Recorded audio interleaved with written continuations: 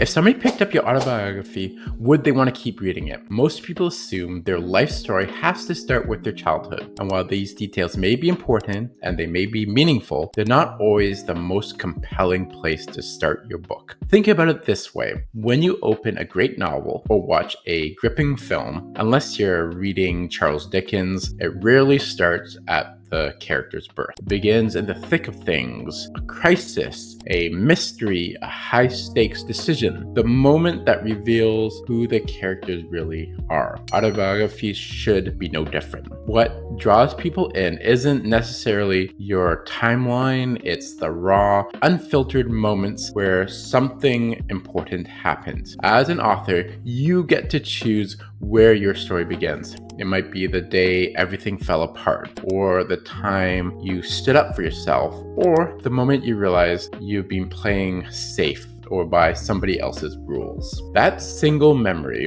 vivid, specific, maybe even a little embarrassing or uncomfortable, could be the most powerful thing in your book. It's more powerful than pages and pages of backstory. This is what I refer to as the book's hook. It's the moment that the reader is most interested in. So before you dive into a chapter 1 that sounds like a resume, pause, look back, and ask yourself, what is the most interesting moment of my life? You might already know the answer, or it might surprise you. Somewhere along the line, we were taught that life stories are supposed to be told in order. First, you were born, then you go to school, you graduate, get a job, fall in love, maybe have kids, retire, grow old, and then fade out. It's tidy, but also predictable. And if we're being completely honest, it's also a little boring. Real life is messy. Maybe your defining moment was like Colonel Sanders when he started to franchise KFC at the ripe old age of 65. Yeah, for some reason, when we sit down to write our story, we feel pressure to layer it out like a flat timeline. Year 1, year 2, year 3, like we're building a museum exhibition instead of telling the emotional core of your story. It forces your reader to wade through chapters upon chapters of buildup before they get to the part that really sings. However, the most important and the most powerful autobiographies, they skip that buildup. Tara Westover's Educated opens with her trying to help her brother escape their dangerous home, not with a birth date or a family tree. Jeanette Walls started The Glass Castle in the middle of Manhattan, spotting her mother digging through trash, just blocks from their own apartment. Trevor Noah's Born a Crime begins with his mother pushing him out of a moving car. These moments aren't necessarily the beginning, they are just the heart. You'll note that they aren't huge action sequences like the beginning of a James Bond film. Instead, they're emotional, immediate, and unforgettable core of the story, and they give the reader a reason to care. So why do we still cling to the idea that we have to tell a story in a straight line? Partly it's because what we're seeing in textbooks, partly because it's what we're taught. Partly it feels easier to start at the beginning, but mostly because we're afraid that if we don't include everything, we're somehow getting it wrong. If chronological order isn't a requirement, when should you throw it all out the window? Well, the answer is anytime your story doesn't connect with a core theme of your life. There are certain situations where a linear structure just doesn't do justice to the experience. Here's a few signs that breaking the rules might actually serve your story better. If there's a single event, good or bad, that changed the entire trajectory of your life, why bury it halfway through? Start there. Drop the reader into the moment your world turned upside down. Then fill in the details that they need as you go. Your story shouldn't be about what happened, but why it happened and how it made you feel. Maybe you're exploring your identity, your relationship with faith, your journey through grief, or your love for a place that shaped you. In that case, structure your autobiography around these ideas and use stories that support them, even if they're years apart. Sometimes the best way to keep a reader turning the pages is to reveal the consequences before you explain the causes. You can open with a dramatic moment, a courtroom verdict, for example, hospital bed, standing ovation, and then unravel how you got there piece by piece. Also, keep in mind that not all of us remember childhood clearly. Some of us remember in flashes, smells, sounds, emotion. That's okay. You can write in scenes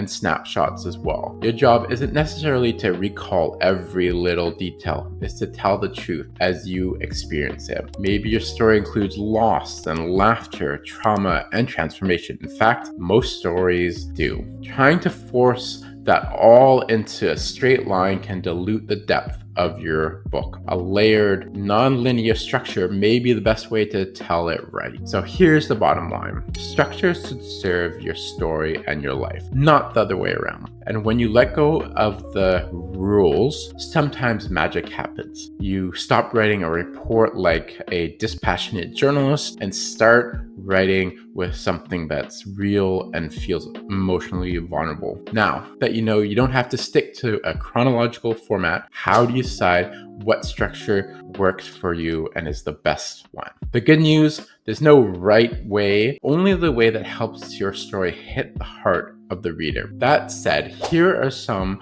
tools and questions to help you find the right structure that fits your life story. Always start with your why. Why are you writing this story? Is it to preserve family history, make sense of your past, inspire others, entertain, heal? The reasons behind your writing should guide the shape of your story. For example, if your goal is healing, you might organize your story around major emotional breakthroughs, not just yours. Next, identify your core theme in your life. Begin by stepping back and looking at your life not as a list of events, but a series of emotional and personal arcs. Ask yourself, what patterns keep showing up? Are they reoccurring? Struggles, beliefs, or turning points that shaped you and who you are today. Think about the moments that changed you and trace the threads that connect them. You're not just recounting what happened, you're also discovering what it all means. Often, once you uncover these underlying truths, the story starts to come alive with purpose and cohesion and clarity, no matter how scattered or chaotic it may have felt living it. The next step is to identify your turning points. Every great autobiography has at least a few moments that define the arc, events that change who you were as a person or how you saw the world. Write those moments down. Don't worry about the order just yet, just get them out onto paper. Now you've figured these pieces out, don't be afraid to test a few different structures out. Here are 3 common formats that break the traditional chronological template. Thematic. Chapters built around themes like resilience, love, betrayal, identity are a good choice. The Year of Magical Thinking by Joan Didion does a great job of this. Rather than following a strict chronological pattern, Didion explores a theme of grief, memory, and resilience after the sudden death of her husband. Each chapter revolves around emotional or philosophical themes rather than timelines. 2 is circular. Start at a key moment, then return to it at the end with more depth. When Breath Becomes Air by Paul Kalanithi, another great example. This memoir opens with the main character having terminal cancer and loops back to his journey as a neurosurgeon and a philosopher. It returns to his diagnosis at the end with great emotional depth and insight. Next is the Flashback autobiography. These is a series of non-linear scenes that build meaning. They accumulate like puzzle pieces. The Liars Club by Mary Karr is another great example. Karr tells the story through a vivid, non-linear vignettes from her chaotic childhood in East Texas. These fragments aren't arranged by age, but by emotional significance, gradually painting a fuller picture of her life. You can try sketching your own story using more than one of these models. See what feels more natural or more exciting to you. At the end of the day, your autobiography should sound like you. If forcing your life into a year-by-year retelling feels stiff or sterile, listen to that discomfort. Your voice knows the way, let it lead. If you take one thing from this video, let it be you are allowed to tell your story